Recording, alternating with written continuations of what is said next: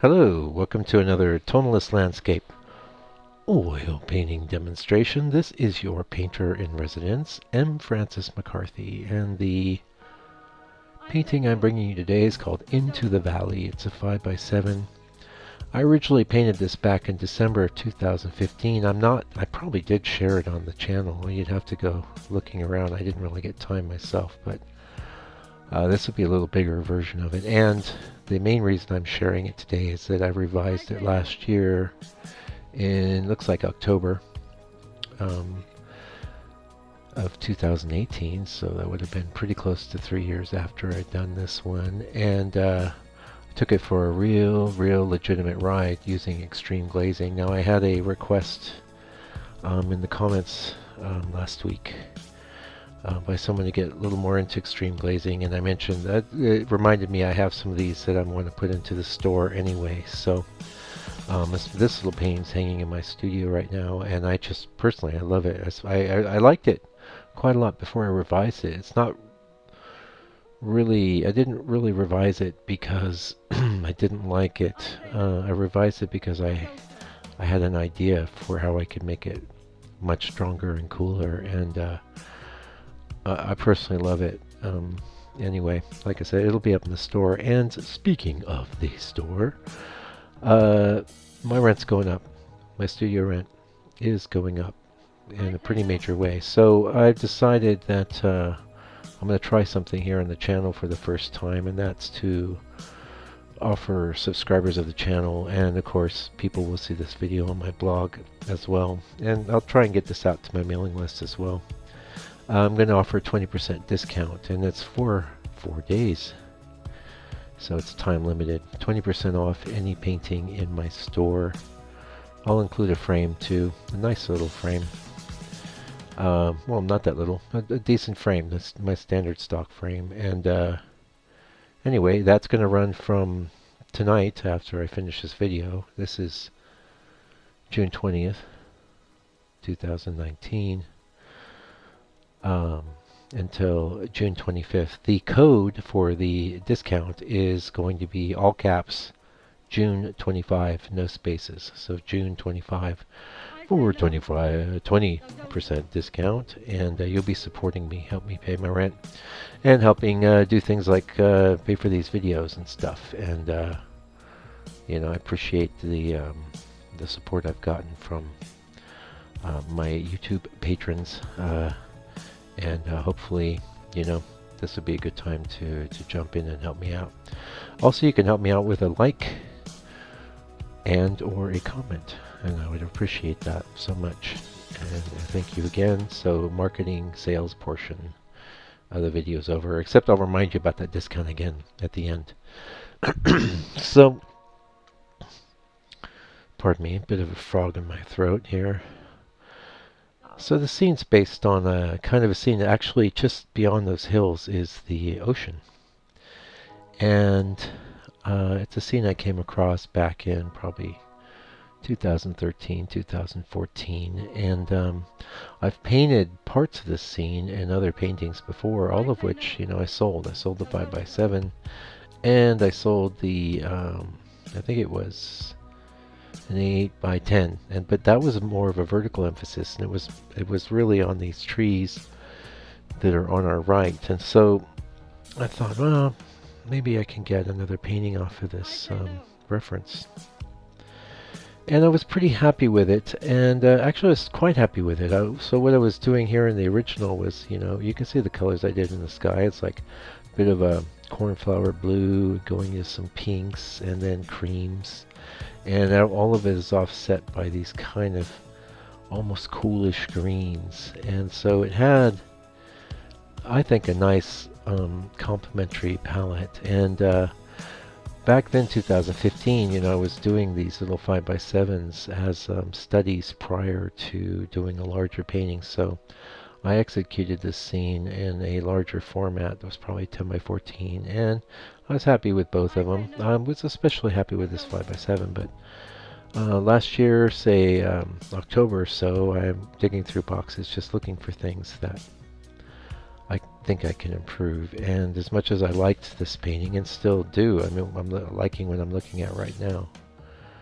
I had an idea to do some extreme glazing, and if you've been with me for any length of time, I've done several videos where I covered the extreme glazing, but basically it's a really...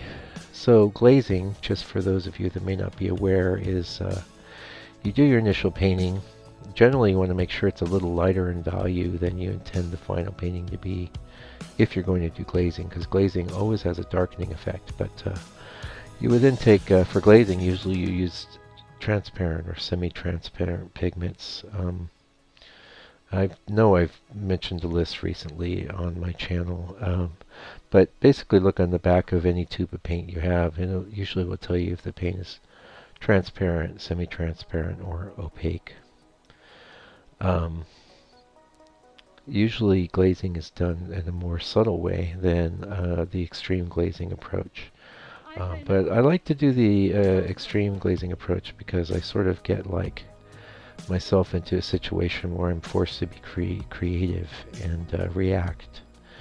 Well, the more subtle glazing approach is, well, let's just talk about it. So, and I will do usually some amount of glazing on every painting I do. So you basically do your first pass like we're doing right now.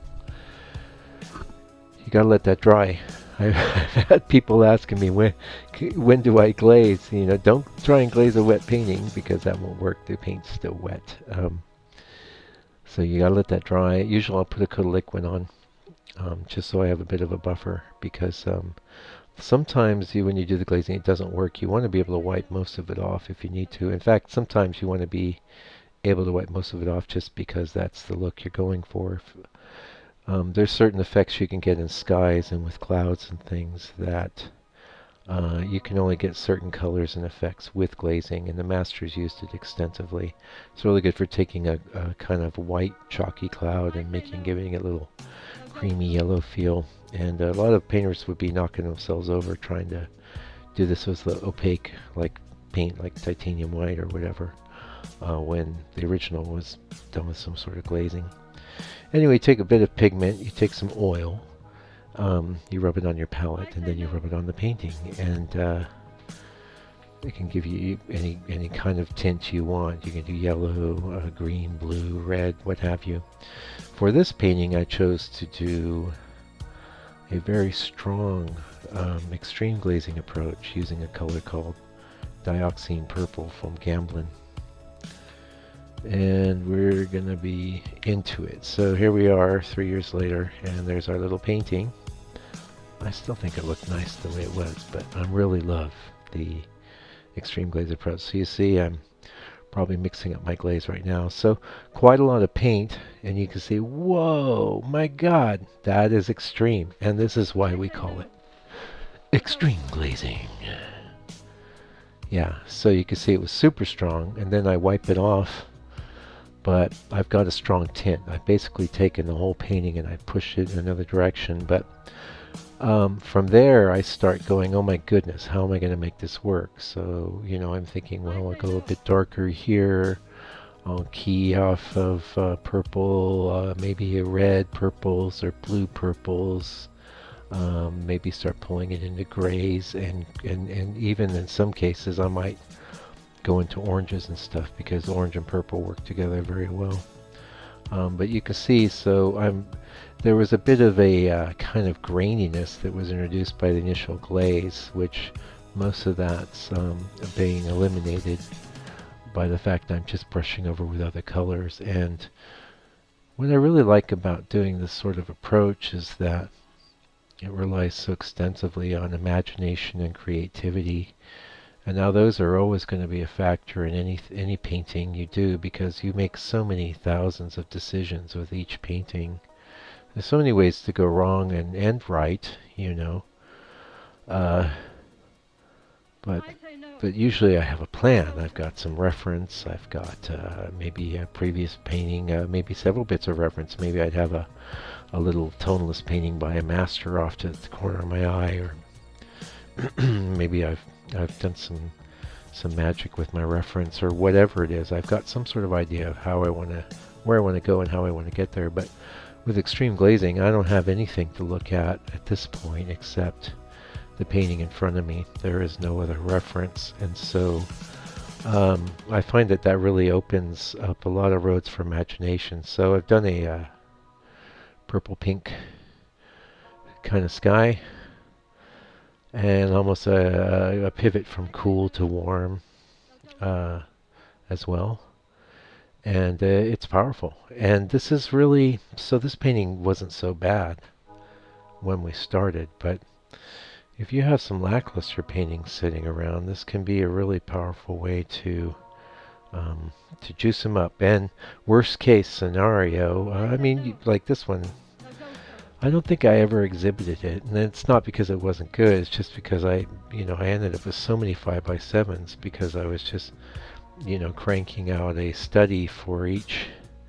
Well, I don't want to say cranking out because actually I have to say some of the 5x7s I like them better than the big versions, which is one of the reasons I got away from doing studies, because I don't need to give myself a complex.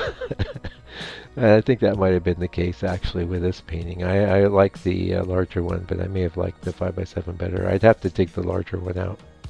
Unless I sold it, I'm not sure, but either way, I had the 5x7. It was in a box, and I'm in, geez, I want to redo a bunch of stuff modes. It's like I probably grabbed about 100 little studies, and then I didn't spend a whole month doing nothing but redos and studies. Probably did 30, 40, and I've shared a few on this channel and on my blog. So this I thought was pretty inspired. What I'm doing right now is I thought, go into some teals. That looks good with purple. And I really do feel like it all came together when I decided to start going with the cool green. I could have kept everything strictly in a purple vein, and it made it very kind of mono. But this is almost a duo sort of thing. So we've got the purple, pink, reds up against the cool greens and dark colors. And like I said, it's hanging up in the studio, and I look at it every day. I love it. I think it's awesome. And yeah, I know someone's going to snap it up at some point.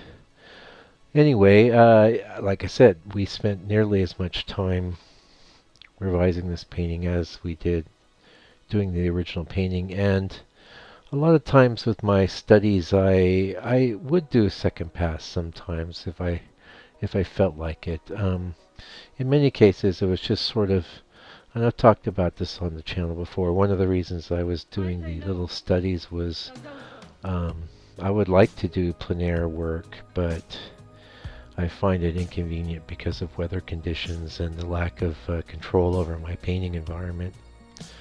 So one thing I thought was, well, I can do a small study in a fresh, quick manner, and of course it has the added benefit of giving me a small painting that I can sell to tourists and people that are interested in having an original piece of art that don't necessarily have a ton of money.